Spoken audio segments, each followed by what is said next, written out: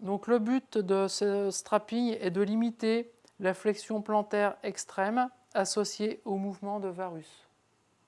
Pour cette technique, nous utiliserons pour protéger les tendons saillants, pour les activités de longue durée, une pommade grasse avec une compresse, ou pour les activités de courte durée, uniquement de l'Omnifix, qui est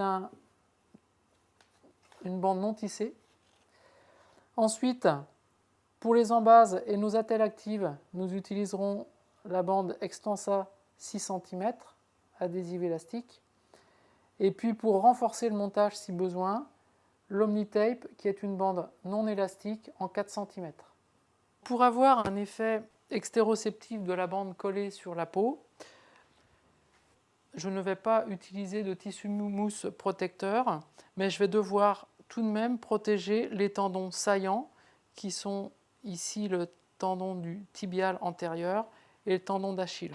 Si mon sujet pratique une activité de courte durée, j'utiliserai cette bande non tissée, adhésive, comme ceci. Donc je place la bande sur le tendon du tibial antérieur et puis un morceau en postérieur pour protéger le tendon d'Achille. Si mon sujet pratique une activité de longue durée, donc je vais devoir protéger son tendon saillant antérieur, le jambier antérieur, et le tendon d'Achille en appliquant une pommade anti-frottement surmontée d'une compresse sur le devant et sur le tendon d'Achille. Ces compresses étant maintenues juste par quelques circulaires de tissu mousse protecteur.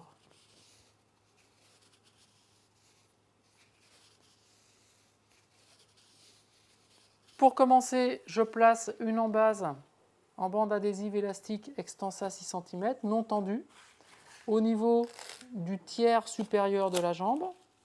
Puis, je prends deux attelles actives qui vont être positionnées latéralement. Tu peux monter ton pied, s'il te plaît? Voilà. Et afin d'avoir la bonne dimension de la bande, eh bien, je coupe globalement ma bande 2 cm en dessous de mon embase. Je commence en externe de façon à tirer au maximum sur ma bande. Je demande à mon patient de bien positionner son pied en dorsiflexion. Je tire au maximum sur ma bande et je place l'autre partie sur la partie interne de l'embase. Une seconde attelle active que je vais chevaucher de moitié vers l'avant. Je tire bien sur mon attelle. Je viens terminer sans trop de tension sur mon attelle supérieure.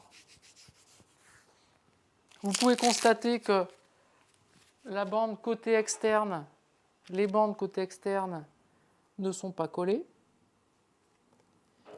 Donc je vais terminer par une succession de 8 côté externe. Comme ceci.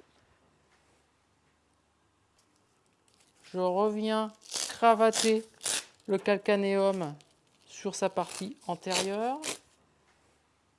Tourne autour de mes malléoles. Je passe de nouveau sous la voûte plantaire.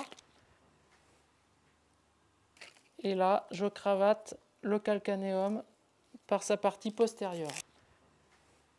Je termine de dérouler ma bande jusqu'à mon embase supérieure.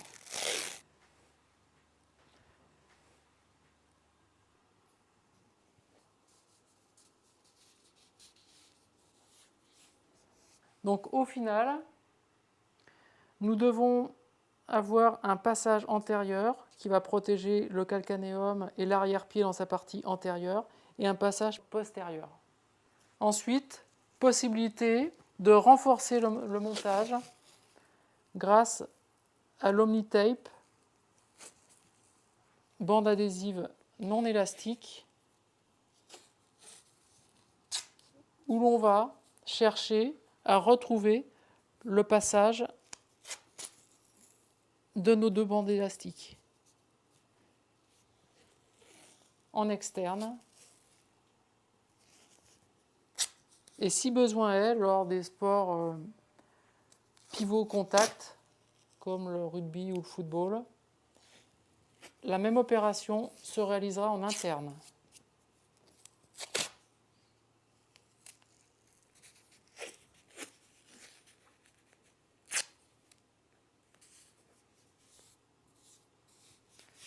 Voilà ce qu'on appelle un montage mixte, associant à la fois une bande élastique et une bande rigide. Donc limitation des amplitudes extrêmes dans le sens de la flexion plantaire et limitation du varus.